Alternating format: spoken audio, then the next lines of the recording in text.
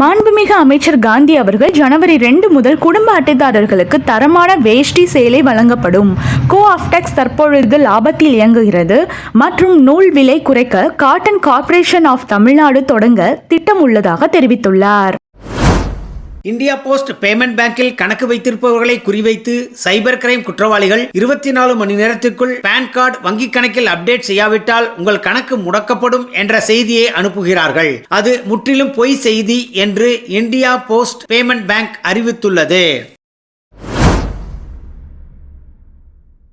இயக்குனர் ஷங்கரின் எந்திரன் படக்கதை தன்னுடையதுதான். அதை பயன்படுத்திய ஷங்கர் தனக்கு 1 கோடி ரூபாய் நஷ்ட ஈடு தர வேண்டும் என்று ஆரூர் தமிழ்நாடு என்பவர் உயர் நீதிமன்றத்தில் வழக்கு தொடர்ந்து இருந்தார். இந்த வழக்கை விசாரித்த நீதிமன்றம் இரு கதைகளுக்கும் ஏராளமான முரண்பாடுகள் உள்ளதாக தெரிவித்து ஷங்கருக்கு எதிரான வழக்கை தள்ளுபடி செய்துள்ளது.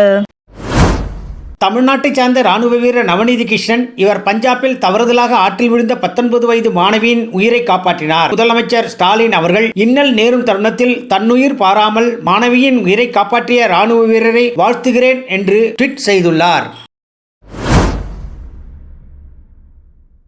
ரயிலின் பொது பெட்டிகளில் அனைத்து அடிப்படை வசதிகளையும் செய்ய ரயில்வே வாரியம் அறிவுறுத்தியுள்ளது. அனைத்து ரயில் நிறுத்தங்களிலும் பயணிகளுக்கு மலிவான உணவு, சுத்திகரிக்கப்பட்ட குடிநீர் கிடைக்கவும் கூட்ட நெரிசலின் பொழுது தினமும் ஆய்வு செய்து தகுந்த நடவடிக்கை எடுக்க வேண்டும் என்று வலியுறுத்தியுள்ளது.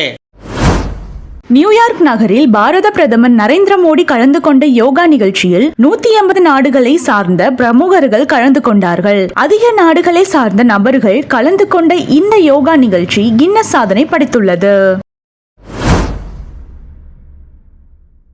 சென்னையில் 10 இடங்களிலும் தமிழகத்தில் முழுவதுமாக 100 இடங்களிலும் மெகா மருத்துவ முகாம் ஜூன் 24ஆம் தேதி நடத்தப்படும் என்று அமைச்சர் மா சுப்பிரமணியம் தெரிவித்துள்ளார். ரேஷன் கார்டுகளில் தனக்கு விருப்பம் இல்லா பொருட்களை வாங்க வேண்டும் என்று யாரும் வற்புறுத்தக்கூடாது. அப்படி வாங்கவில்லை எனில் ரேஷன் கார்டு ரத்து செய்யப்படும் என்று தவறான செய்தி ஆகும். ரேஷன் கார்டில் நமக்கு வேண்டிய பொருட்களை மட்டும் வாங்கிக் கொள்ளலாம்.